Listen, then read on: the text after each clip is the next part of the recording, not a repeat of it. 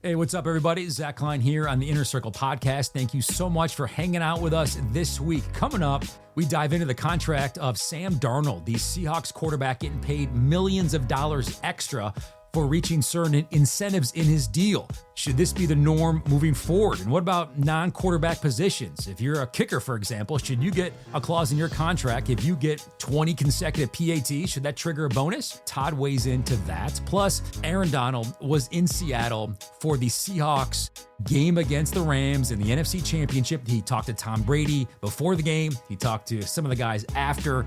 We'll get Aaron's thoughts on the Rams coming up so close to reaching the ultimate in the sport. That is, of course, the Super Bowl. And speaking of the Rams, what is the future for Matthew Stafford? Will he come back to the LA Rams? Should he come back to the LA Rams? And what goes into the paperwork with the National Football League, the time frame in letting them know that you're retired or indeed you're coming back to play one more year?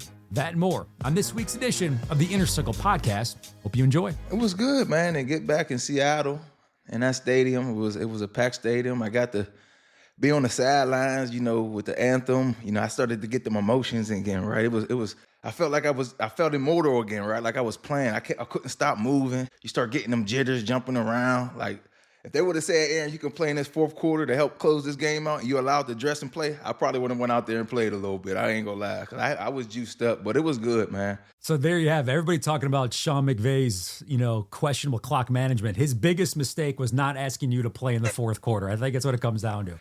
I was in that damn up top, like going itching, like, man, damn, man, golly, man, we just need a little bit more on defense. But I think they played good. I think that Rams offense, Matthew Stafford, them guys, they did a great job against a great Seattle defense. They got down there in the red zone, opportunity to score, take the lead late in the fourth quarter, and Seattle, they bowled up and did what they were supposed to do. And then everybody was, I don't believe in the Sam Darnold guy, but he got the job done, right? He went out there, played good. They managed the game good. They did a good job of doing play action, establishing the run early, being able to do play action and get them moving a little bit. They got to him a few times, but not enough. I think they didn't affect them enough. They could have, but I think Seattle had a great game plan and got it done. Them guys played well, and they was the better team that day, man. Disappointed. Definitely wanted to see my guy, Matthew Stafford, get him another one. Obviously, Sean get him another one and get over the hump for, Adams. Get an NFC Championship and get the opportunity to play in the Super Bowl, fell short again. So I felt bad for those guys, man. My emotion was mad at for 15, 20 minutes, then I get over it. It's a lot different than, when I was playing. I probably would have still been mad, but I was proud of the way they played, how they battled, and congrats to Seattle, man. They earned it. You talk to anybody post-game? Or once the game ends, you kind of go your different way? No, I ain't want to bother nobody after that, because I wouldn't want to be bothered after the game, after a loss like that. So I went straight to in the car, going to my flight to get ready to go home. So long flight, so yeah, man, was out, got to see some ball live, got to relive some excitement for me being back on the sidelines, caught myself praying. When the Seattle came out, I'm like, I wanted to go out to hit somebody. I started about to drool, man. Hands, palms were sweaty. I had the butterflies in my stomach, man. So it felt good, though. It was a good experience for me, man. I had the opportunity to do that and relive that a little bit, because I ain't get to experience that since, 2023, 24 season. We played Detroit in that playoff game. So that was my first time being able to, be on the sideline with the guys and get them emotions back. So it felt good. It felt real good. Did you get that guy who heckles everybody? Did you see him? I seen him. So I was walking. I was walking and he seen me, he said, respect, you're great. And I gave him a fist pump. So I did see him and he showed some love. He said he showed some love. So it was good, man. Did y'all watch the game though? Oh yeah. Did you watch the game? I watched. Which I thought about. I watched the game. Donald continues to impress me. I think, the entire nation's finally seen what he's been able to do all year long. I mean, they were a number one seed for a reason. Nobody kind of puts respect on their name. They just win and win. And Jigba, man, I mean, this guy. That was crazy. I'm like, but they did a great job with moving him around and get him matched up to, like, when they lose him. I'm like, why is this guy by himself, or why he got one-on-one coverage? But they would just move him in the backfield, motion on one side into a slot. They had a great game plan to get this guy some matchups, and they took advantage of it, man. Kudos to him. Like, I was mad at him that day, but golly, that kid's pretty good, man. He's a really good football player, and he was one of the main pieces to that team, getting it done that day. So, yeah, man. What did Darnold do to earn your respect? He won. He managed the game. He didn't make mistakes. I think they sacked him about 3 times. I know there was a bad snap where he fumbled, but he got back on the ball. I think he didn't look rattled. He played with confidence. He made good throws. He managed the game well. So, that's what you need. To be able to get to that point, you need your quarterback to play like that, and you need your defense to be playing lights out like they did. So, it's gonna be a good game with that Patriots and that Seattle game. I think in the Super Bowl, I don't know who I would. If I was a betting man, I don't know who I'd put my money on. I think the Patriots from, start to where they at today been playing consistent football. They're around the football team. But again, Seattle's around the football team. And I think if you go Patriots defense and Seattle defense, I know Patriots got a really good defense, but I think that Seattle defense is just different. I think they just different. They got the front 7. I think that back end, they got them corners that can cover really well. So it's going to be a tough game. It's going to be a game to watch for sure. AD, the quarterback on their side, you mentioned him a little bit ago, Stafford. I think he became the first quarterback ever in the playoffs to throw for over 350 yards, 3 touchdowns, 0 interceptions, and lose. What's he going through right now? I know it's tough because he played lights out, man. And I always say it like this, man. As long as you got that guy on the field, you got an opportunity to get it done. All you got to do is give him an opportunity. I think it came down with 26 seconds. I know he threw the ball, got the puka, got another one that just couldn't get out. It would have given one more shot. You never know what can happen, man. But he's a special talent. Be year 17 ahead of the year he had, MVP caliber season, all-pro season. Get his team to the NFC Championship, man. I just texted him yesterday, and I just told him, man, hell of a game, hell of a season, and I'm proud of him because, the battle and the head of season they had, and with that young team, it was fun to watch now as a Rams fan on the sidelines. It was fun to watch them guys work, watch him work, and, if you ask me, come honors, he'll probably, be holding the MVP trophy this year, so he earned it. He put the body to work, and I know it ain't the goal. The thing he wanted, was obviously trying to get another Super Bowl. But you got to take all your little wins too, right? So I'm proud of them guys. I'm proud of him and how he played, man. But golly, man, I know a lot of people always saying, is Matthew Stafford a Hall of Fame quarterback? I think he kind of, he answers that question with, close your mouth and just watch. Put the film on, and let his game speak. And he did that. So you want to break some news for us? Did he hit you back on the text thread and pull an MJ with just 2 words saying, I'm back? No, he didn't. But I think if you ask me, the way he played this year, MVP type season, I think he got one more left. I ain't telling me nothing, but if I had to assume, I think he come back for another season. But that's his decision to make, right? We're going to see. Only time will tell. If he was asking you for advice on what to do, what would you tell him? And what do you need to know? Is it the body that goes first? Is it the mind? What told you needed to go? Well, it was the passion. I didn't want to play football no more. I didn't have the urge to want to play football no more. I didn't have the urge to want to train all year round, right? And I think if you lose that, like, you can still go out there and try to play, but it's a disservice to what football was able to do for you and put you in a certain position, what you was able to accomplish from the game, to just go out there and half-ass, right? So I wasn't raised to, do anything half-ass, right? My dad, I'm in the gym, if I'm half-ass, he say, hey, if you ain't gonna do it right, don't do it at all, right? So I put everything into football, right? I know he do. And if he still got that fire to want to play, want to go out there, come back, right? But if that fire's down and you're like, I don't know, man. I don't think I want to come back and do camp and go through 17 games again and OTAs and all this and that, then don't do it. But if the fire is still there to want to do that, you got the urge to want to go out there and compete still at a high level, hey, come back, man. I love to watch you keep playing, So, but that was my decision, right?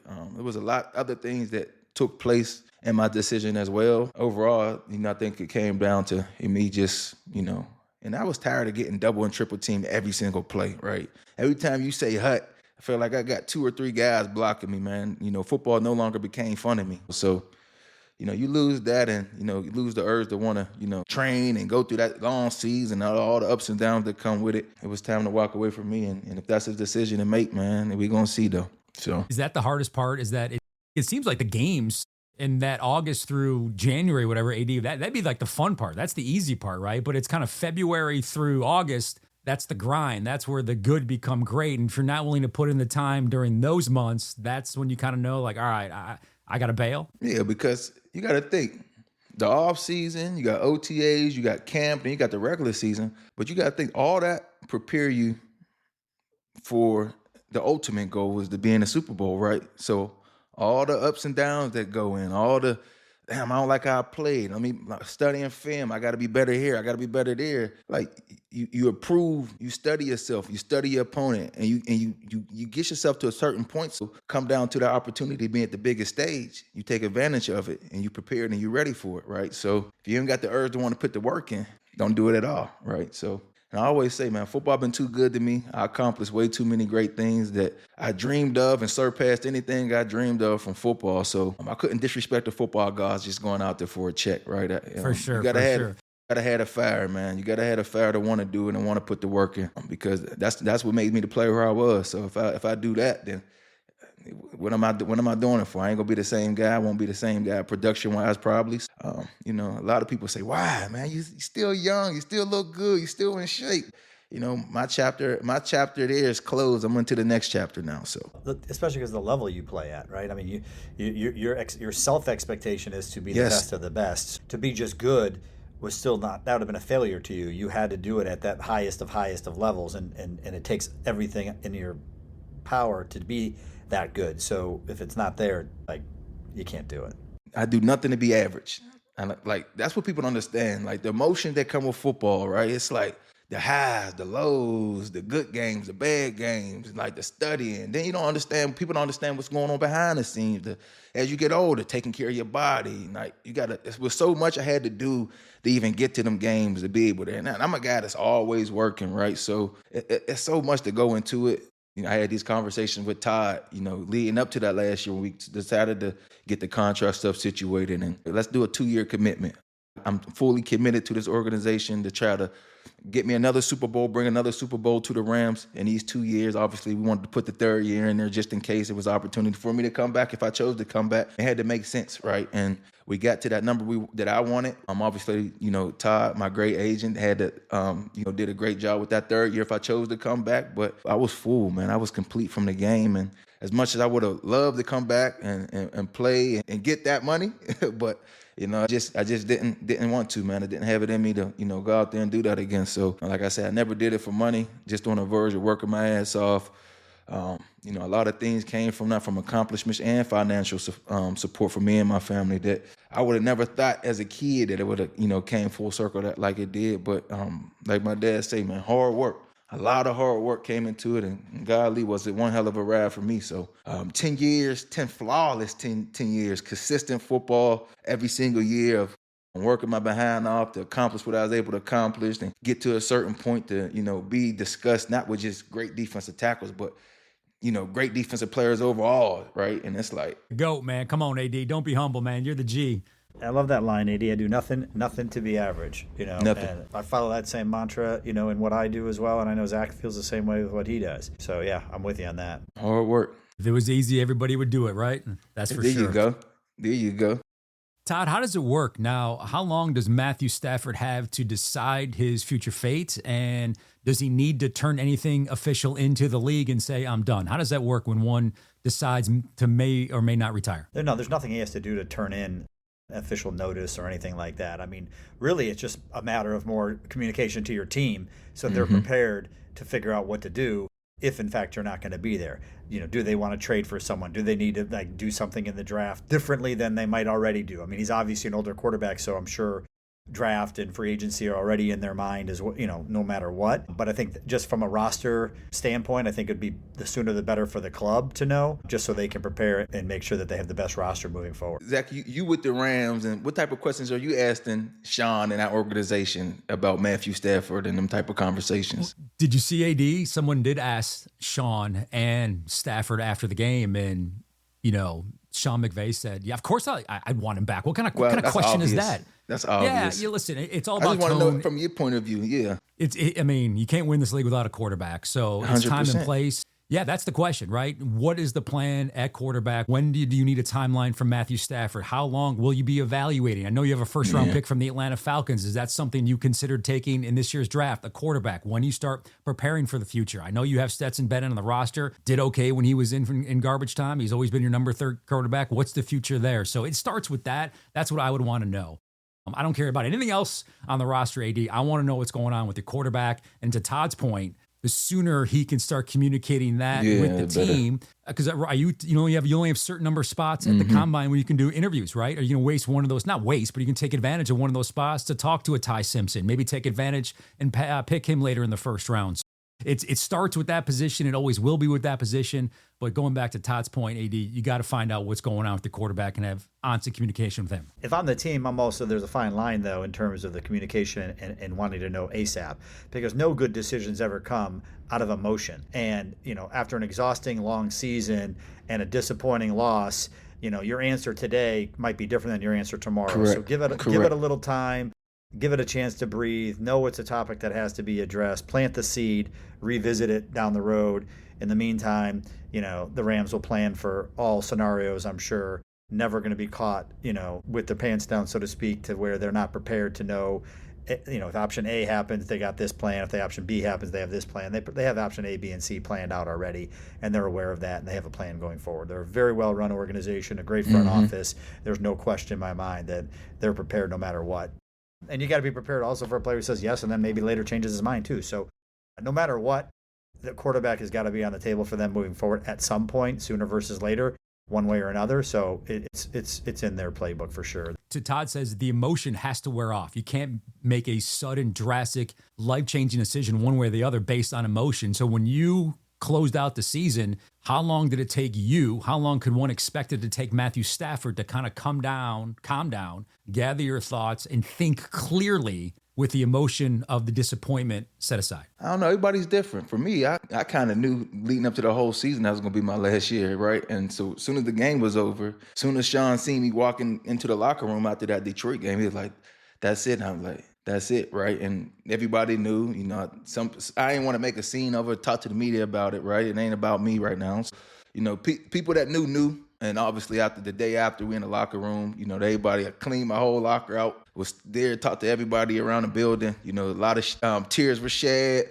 talking about from the rookie year to where we at now, the whole journey, man. So my situation was different. But Matthew, he got time. The season just ended, right? Sleep on it. Think about it, talk to his family about it, make a decision with him, his wife, and see what best fit him and what he want to do. So it's not an easy process to do, not an easy decision, definitely when you've been playing 17 seasons. And like I said, having a season how he had this year, MVP this year, if you ask me, I think he will be the MVP. So it'll be hard to walk away. I think he still got some stuff left that he want to do and accomplish and with this team, and we're going to see. We're going to see, though, but he got time. He got some time. Todd, I saw this with Sam Darnold in the incentives in his contract, $500,000 for throwing over for 4,000 yards, $500,000 for completion percentage over 67.5%, $500,000 to lead Seattle to a top 10 offense, $500,000 to make the playoffs, $500,000 to go to the divisional round, another $500,000 to win a conference championship,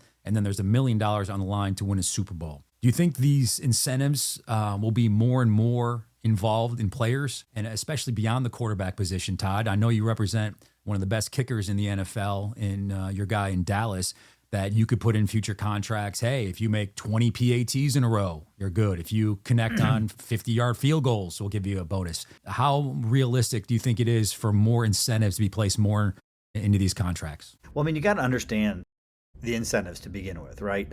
I mean, you really want the contract to be in real money and hard dollars in your base of your contract and guarantee. The incentives you want not to be the meat and potatoes. You just want that to be the gravy or the cherry or the little nuts that you drizzle on a sundae. Yeah, the reality is when you're making a player, ideally the highest paid player in the history of the NFL or at their position, whatever it may be, or a very highly compensated player, the incentives, the whole contract's an incentive. If you're not, it's like saying, hey, I want my guy to be the highest paid, a quarterback. And we need a Pro Bowl incentive in there. If I'm a team, I'm looking at you and being like, the whole contract's a Pro Bowl. If you don't make a Pro Bowl, the contract's a disaster because we're paying you the highest paid at the position. When Sam, again, I'm not saying his contract was good, bad, indifferent. I have nothing to talk about that. I wasn't in the situation, but he did a 3-year deal at the time. The market was the market, whatever he could get, I assume. And at the time, he was probably about the 20th highest paid, I think, when he got the contract. And it was averaging around 33 a year or something like that.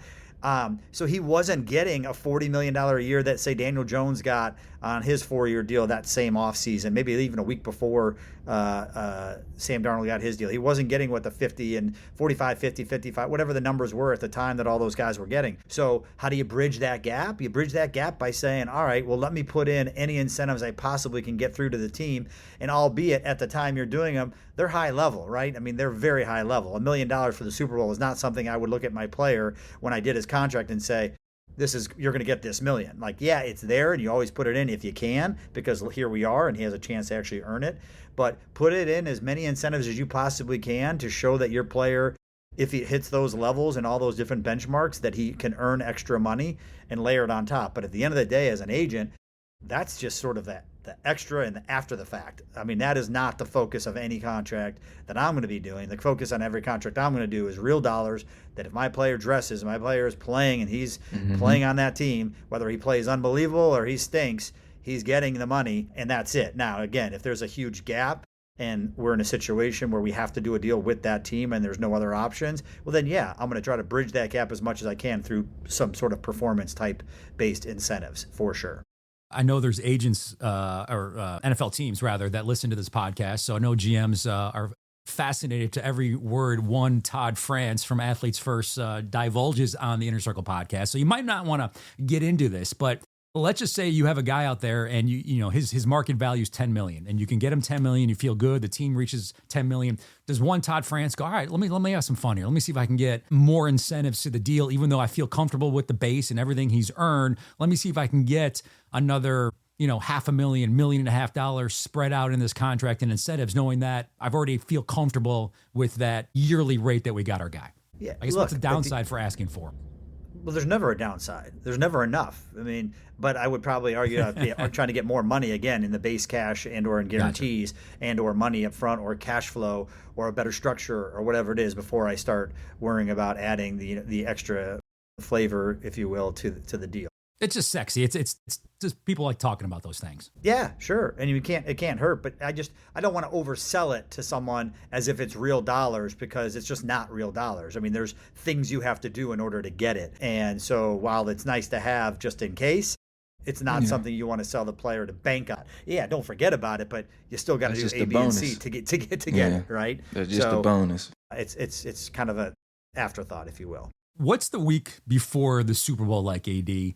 In terms of wanting your body to rest, preparing for the opponent, worrying about tickets. Walk me through what the week like was for you when you played in your 2 Super Bowls. Well, the first one was a lot different than the second one because we were just coming off COVID, so we didn't have to really do like the team stuff, the media in person. A lot of stuff was over Zoom, so that was a lot better. But the first one, I felt like it was getting pulled all over the place, right? You got to do your media shoots for, TV, the posing and all that, and it's overwhelming. It is a distraction. You got to do a lot of media stuff. You got to do the stuff with the team where all the teams come and you're on the stage, you do this, you do that, then you all sit at podiums, you get interviewed. And it's like, I understand it's the Super Bowl, but you kind of wish it would just be more, you do your media day, your media stuff, and then it's just football. But it's a lot of other stuff that go into it that can be frustrating, that can be overwhelming, and it can kind of throw you off your game if you allow it, right? And I think for some of us, I think a little bit for me, my first Super Bowl, it did that because I just was like, man, I just want to play football. Like, why do I got to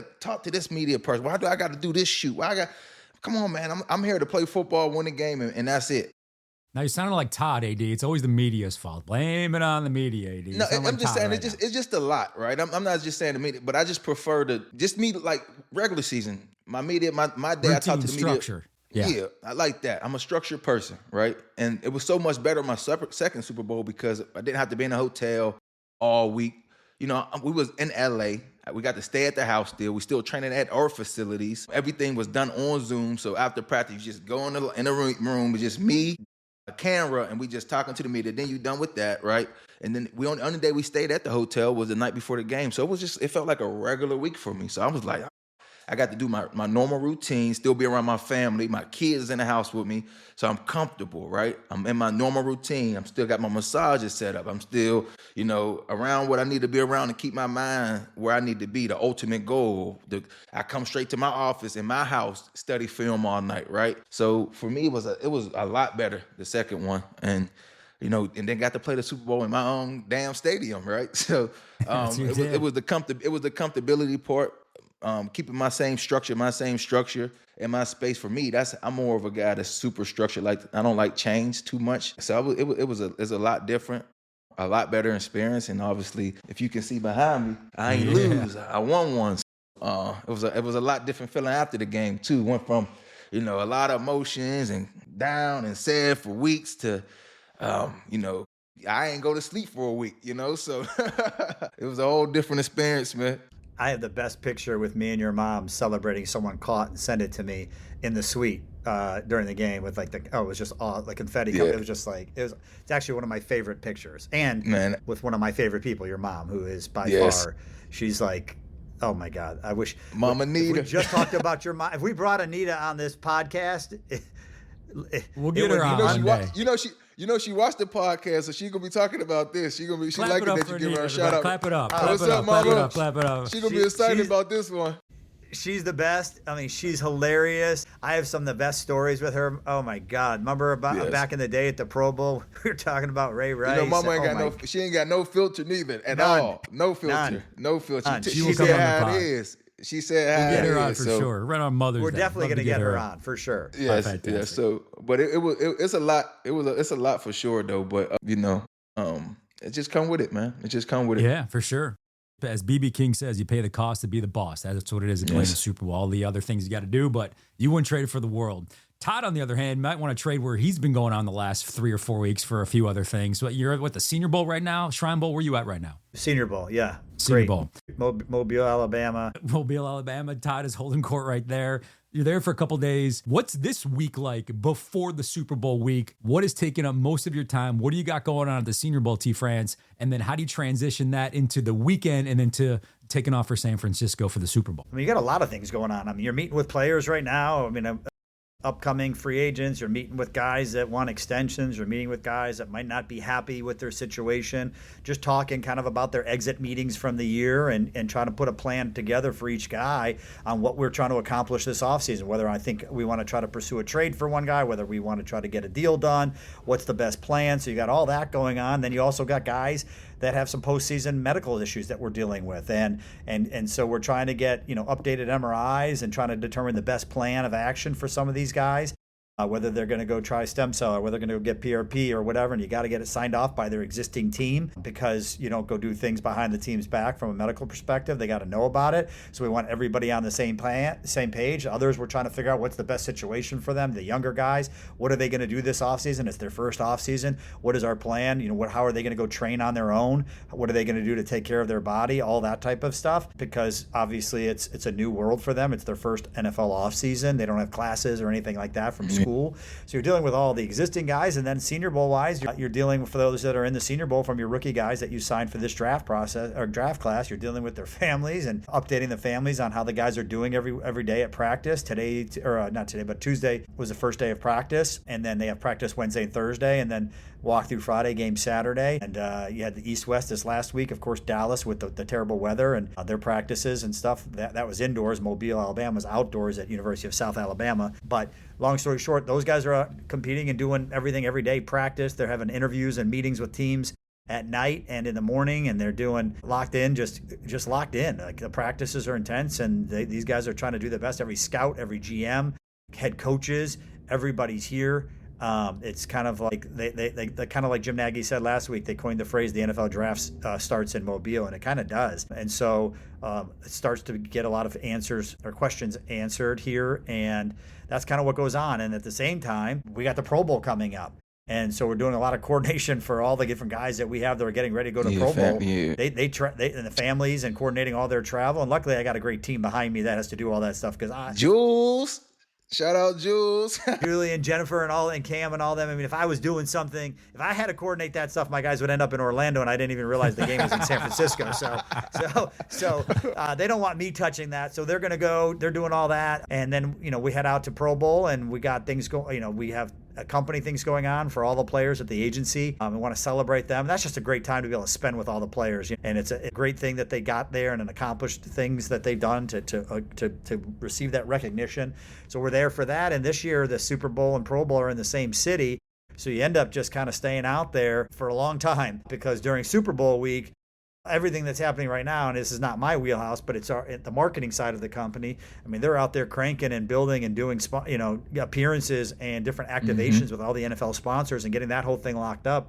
Eventually, I'll end up getting a sort of itinerary so I know which of my players are doing what and where and what day, and I'll build out my schedule so I can go spend time at Radio Row with Jahmyr Gibbs, who's doing a deal with XYZ company, or I'm going to go be with Dak Prescott when he's doing something for State Farm over here, and I'm going to go spend time with Derrick Henry or whatever it is. I try to spread myself out to be with the guys as much as I possibly can, spend time with them. We'll go to dinners. There's events at night. Athletes First has this unbelievable A1 house where we have all these things going on throughout the week. So I'm ripping and running all sorts of different directions, from Pro Bowl to Super Bowl stuff. Come Super Bowl Sunday, I'm out first thing smoking. Get back to Atlanta. I'll never forget that one year Atlanta was actually in the Super Bowl, and I was leaving Sunday morning, and all these people from Atlanta were arriving, and I knew a bunch of people, I guess, at the airport, and they're like, Todd, what are you doing here? I'm like, I'm going. They're like, but the Super Bowl's today. I'm like, yeah, no, my work's done. I'd rather watch that game at home.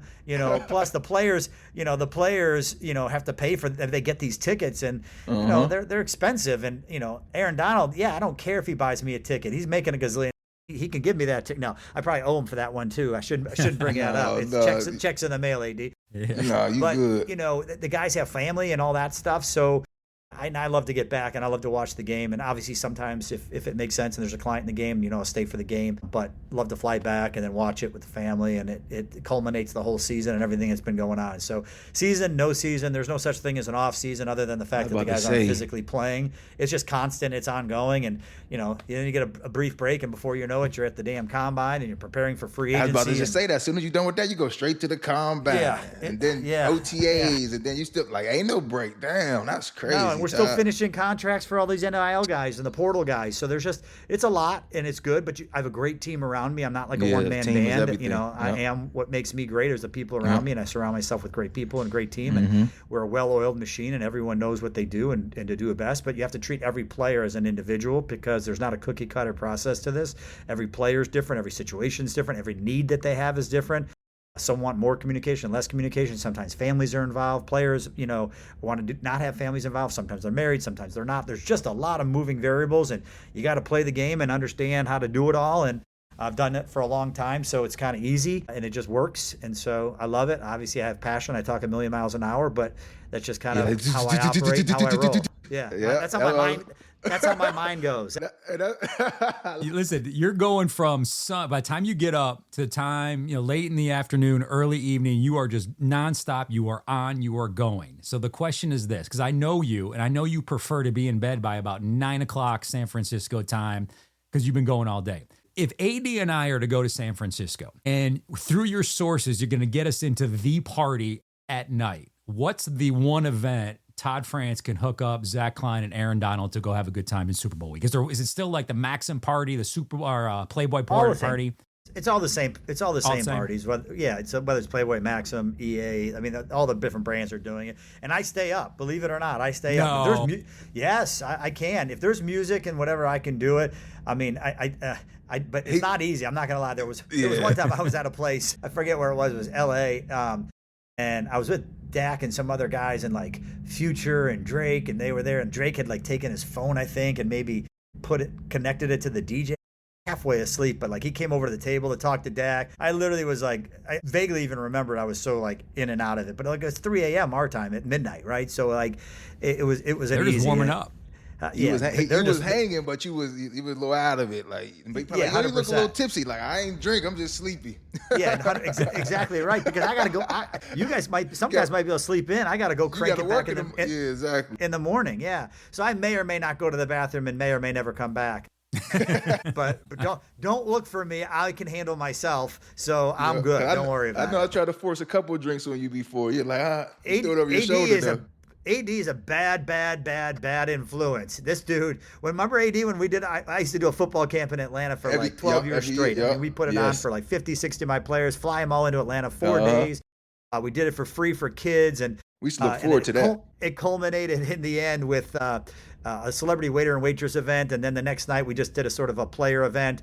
And I purposely, it was at the end of June, And I literally, the party was from like 7 to 11. And I shut like in 11 o'clock, I was like, it was at Del Frisco. So I was like, turn the AC off. It's the only way I'm going to get these dudes out of there, right? Because it's got to get hot, right? And by the way, I learned from the years before, all the nice bottles, put them away. Do not put, because you can't have them sitting out there and then they say, no, you only get Kettle One when these guys are going to want, whatever else it might be, especially a person named Aaron Donald after a cocktail or two at that time. And so, and then the last thing, that's what he does right there is he grabs me and then he wants to put me in the old AD headlock, which in his thing is like love in a way to hug me, but he's literally hurting me. And then he takes the bottle and then it's like he wants to pour it down my throat. And there's two issues I have. Number one, I don't want to consume that alcohol. But the second thing is he's a germaphobe. I just saw how many people were drinking out of that bottle.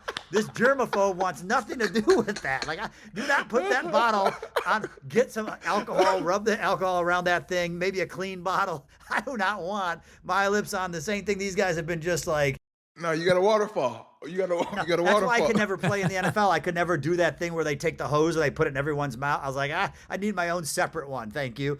And my own separate shower stall and all that. But yeah, AD is good not. Good times, man. Good times. That was just one of the times, believe me. As long as there's a plant or something nearby that I can turn and do the old spit in, to get rid of whatever I put down my. And the players are laughing so hard when they think I'm drinking, so they're laughing and turning. They're not even paying attention, and I'm out there just completely. I'm getting rid of it. Tonight. Yeah, exactly. Exactly. That Waffle House food truck was outside waiting for you, AD. Remember that? Yes. Yep. Yes, I do. Yep. Me and my brothers look forward to that every offseason. We looked forward to that. Yeah, then they want me to go out with them, Zach, and they only want me, not because of me. They just want the black card. And that's why Todd dips out and says, Todd's not going out because I'm not getting stiffed. It's like a rookie dinner. Go to the dinner, but don't go to the after party because you're going to lose a lot more money. I was like, I'm good. I'm going to go home. So, yeah. Oh, yeah. Yeah. Good times. Andy, I'm good saying times. We go to San Francisco, you put him in a headlock, I grab the black card, and it's on. Yeah. That's what's How about we happen. just get him a nice drink? I'm a little older now, a little bit more mature. We're going to just get a nice cocktail. We're going to sip, maybe get a shot, our own glass, and just throw one back and, cheers. That's it. I'll do that. I'll do that with you all night. That'd the old be fun. AD, the young, I was still, a couple, probably like a year or two removed from college. So I was still, hard work, but, you work hard, you play hard. So I was, lived it. A little different now. It was a hard week, man. You were out there with the kids, 600-700 kids, and from 8 to noon. It was hot. It was. I used to love that though. I think it was fun. First couple years in the league, we enjoyed it. Me and my brother like, we going to Atlanta this year? I'm like, yeah. We going to the Todd got the party. We there. We used to look forward to that, man, for sure. Yeah, every year. Let's wrap things up, Todd. You mentioned the Pro Bowl that you'll be out there, how it coincides with the Super Bowl, same week, same location. So maybe you could say hi to Shedeur Sanders for us, huh? More interceptions than touchdowns, ranked 41st in passer rating out of 42 eligible quarterbacks. He finished on a losing team with a losing record. Threw for 1,400 yards, 7 TDs, but he's going to the Pro Bowl. I'm happy for him, man. I'm happy for him. First is year. Shedeur Sanders really a Pro Bowler, AD? Come on. Obviously he is. It's his title now. It don't matter what nobody say. He got it, right? He accomplished Listen, there's alternates, and there's alternates for the alternates, and alternates for the alternates, and things happen. I mean, he probably does have I'm not going to get into it all. He's not my guy. I don't know. I assume, there's 1/3 of the votes come from the fans. I bet he had a bunch of fan votes. He's a very polarizing name. So they're probably, the fact that you even bring it up, people are going to talk about it. So it's probably a good thing NFL-wise. I don't know. I just know that, Pro Bowl-wise, there's just guys get elected and nominated, whatever, and then there's a lot of guys that can't go, like a Drake May and others that can't go, and they start backfilling, whether guys are injured or just don't want to go or have a contract coming up, so they don't want to, risk getting hurt or whatever it might be. Sometimes you end up a little deeper at a certain position in terms of grabbing a guy to be in it.